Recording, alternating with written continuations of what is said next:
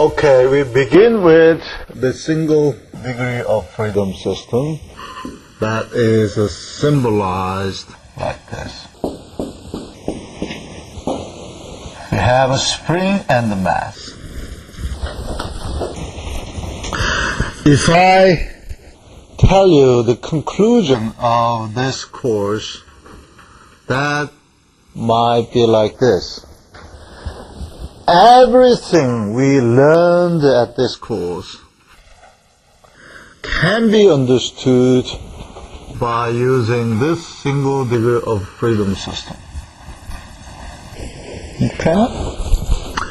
To understand the behavior of this single degree of freedom system, we need coordinate that measure the displacement of mass.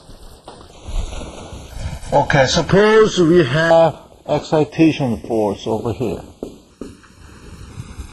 Okay, this is a sort of simplified model that mimics or that represents some physical, practically available system. For example, suspension system of automobile.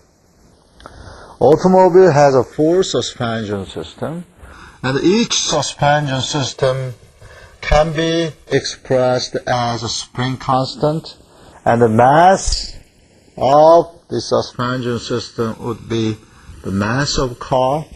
Okay? If the damping is very small, then we can model the suspension system as a single degree of freedom system. Okay.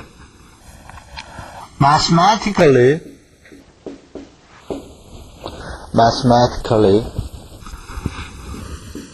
the motion of this single degree of system can be expressed as follows. M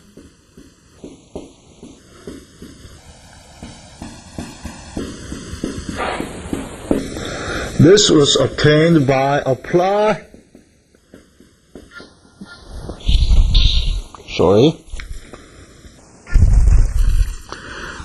This equation is obtained by applying the governing law, which is Newton's second law, right?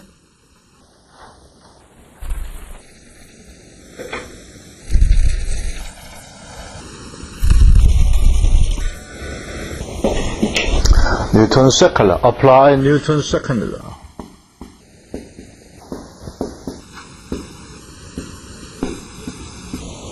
Okay, then the next step is to solve this inhomogeneous equation to understand the physical behavior of this single degree of freedom system.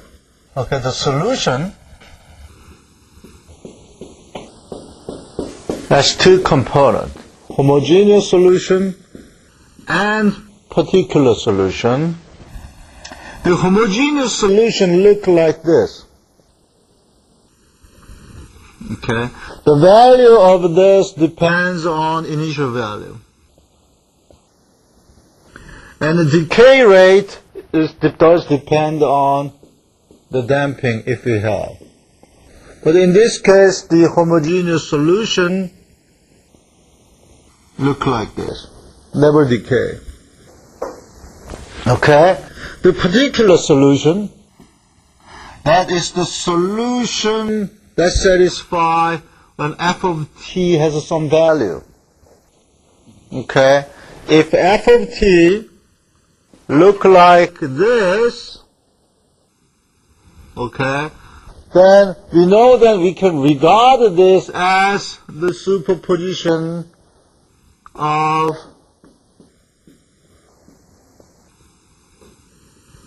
many sines and cosines. And we know that this is the linear system. Therefore, we can think that if we know the particular solution due to this, that may look like,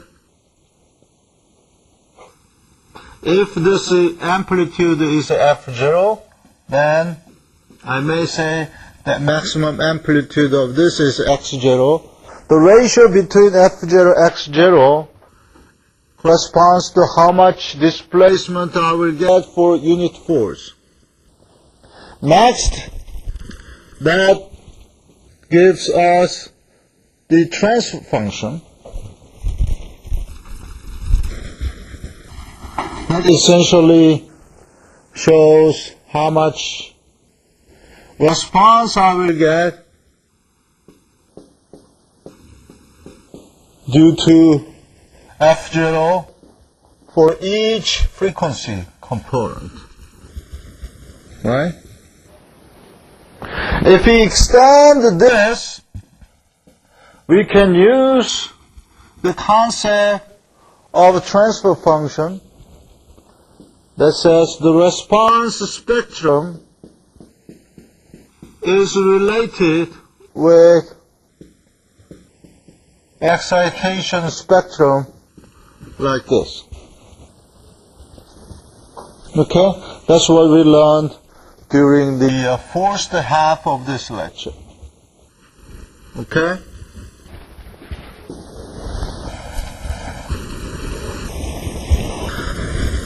If we have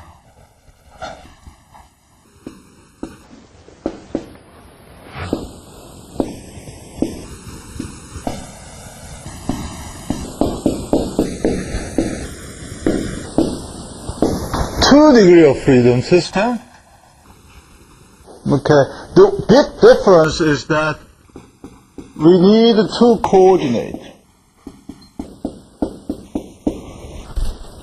Right? We need two coordinates. In this case, we need only one coordinate. That's the big difference. Right? And the equation of motion, again, apply Newton's second law for each mass, gives us the governing equation that look like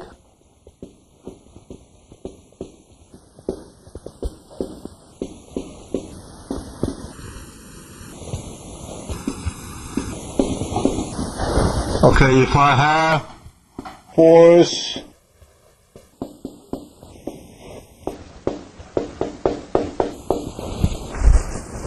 right?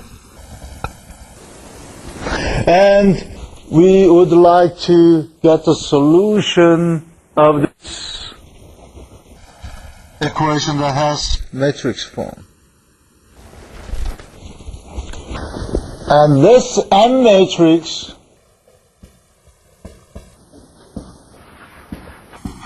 is diagonal. This K matrix is not diagonal. Okay, if we